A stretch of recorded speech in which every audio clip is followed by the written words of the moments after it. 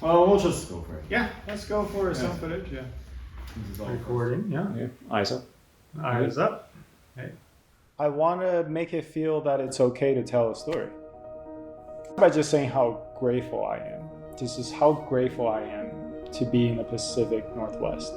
Nature here in the Pacific Northwest is dramatic. It goes from mountains to oceans, you know, the elevation change. It's dramatic and it's diverse.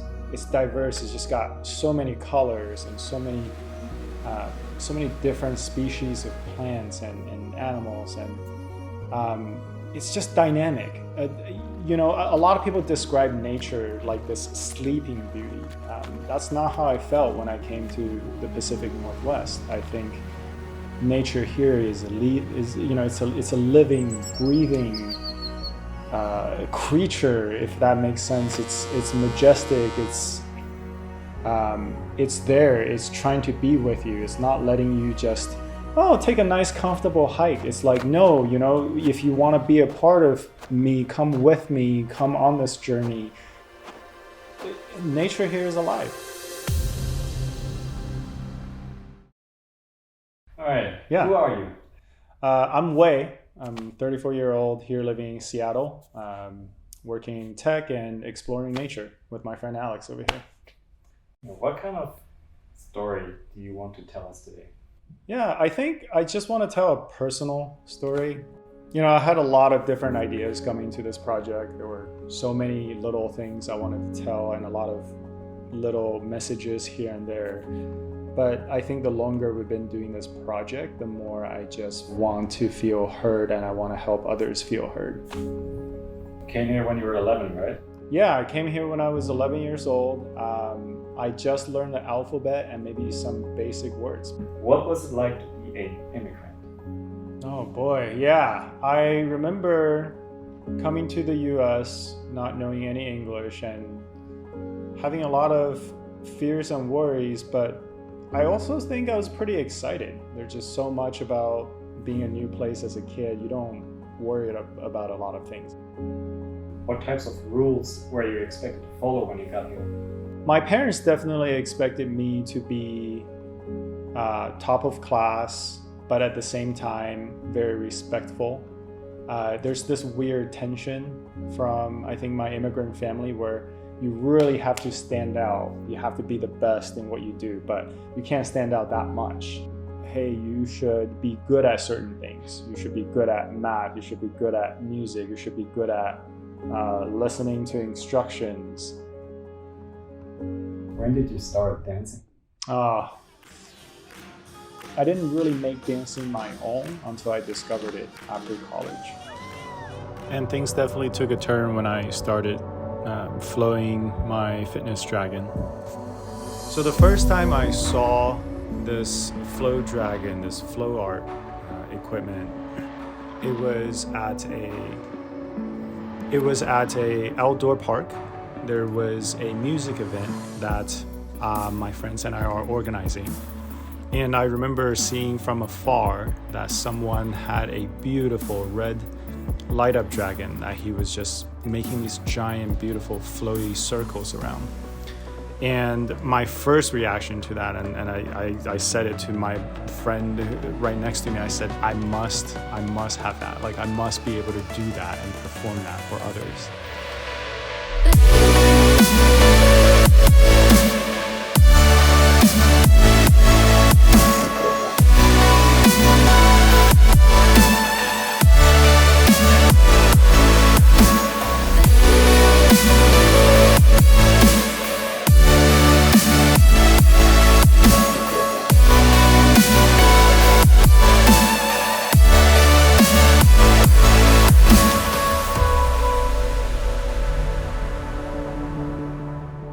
And ever since then, I just kept on piling more and more dragons. I just wanted all kinds of different dragons. I wanted dragons that light up. I wanted red dragons, yellow dragons, blue dragons. I wanted shiny ones, and I wanted the ones that can glow in the dark. I know my parents didn't really encourage me or want me to dance because that seems like you're grabbing a lot of attention to yourself. Were you can you tell us how your relationship with your parents and family evolved? Yeah, I started becoming more resentful because I felt like there were all these expectations and rules set for me that I didn't agree to. And I think over time, as I'm getting older, I started having my own job and my own life. I started to question a lot of the values that they had. Were there any particular memories you had struggled with?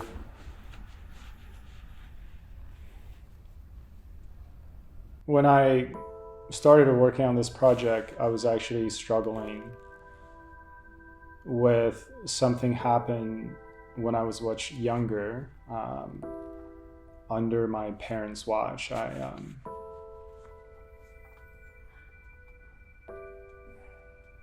Something happened that made me kind of have to question, who my parents are and what.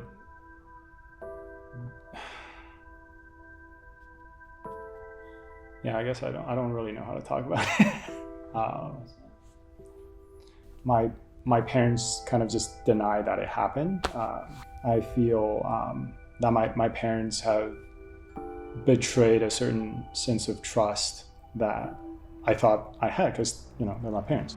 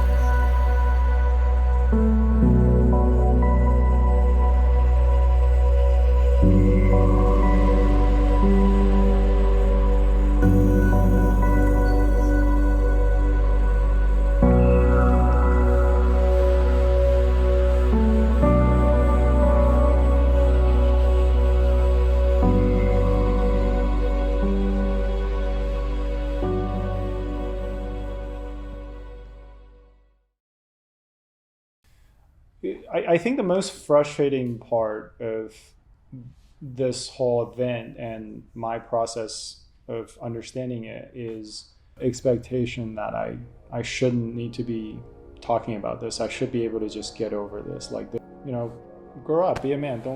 Don't talk about this. Like, it happened in the past. Get over it.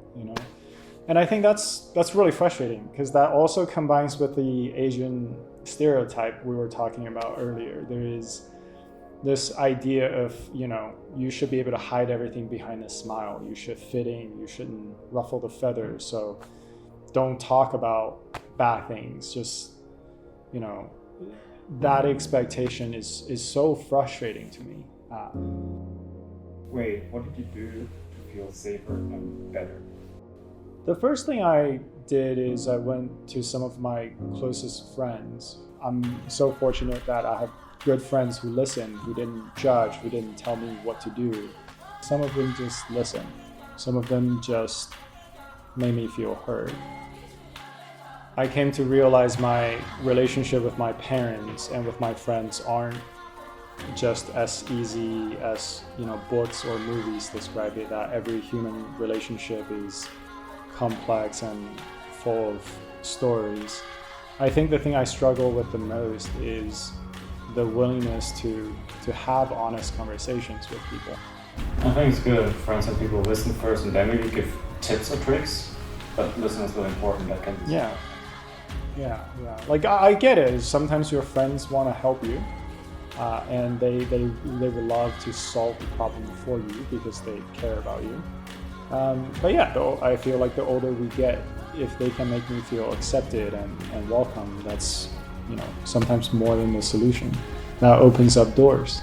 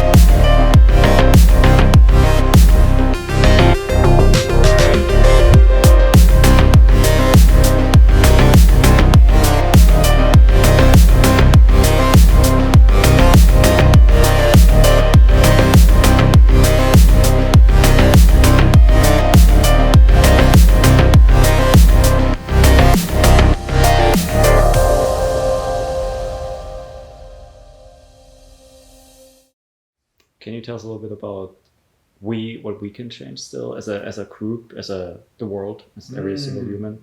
Okay. I think the best thing that some of us can do is just to legitimize and just to listen to nature. I'm not asking you to go out there and donate all your money to Greenpeace. I'm not asking you to go out there to stop using gasoline completely in your life. But the first step you can do is to go out there and listen. Just as your friends and your family listen to you and make you feel heard, can you listen to nature and make nature feel heard? And that's something we can all do. We can all do by going outside. Motivation speak by Wei. When I started doing this project, it was very much inspired by things in my life that I was struggling with. And at the same time, it was inspired by the dragon dance that I do and the creative energy that I had. And I just want to let you know that if you also feel this tension of creativity and art and fun, but also stress and tension and things not always going right for you, that it's okay. That it's good to go outside and sit with those thoughts and those struggles. So I just want you to know that there are people out there willing to listen to you, and that nature is willing to listen to you. And I hope you find what it is that you're trying to find by going outside.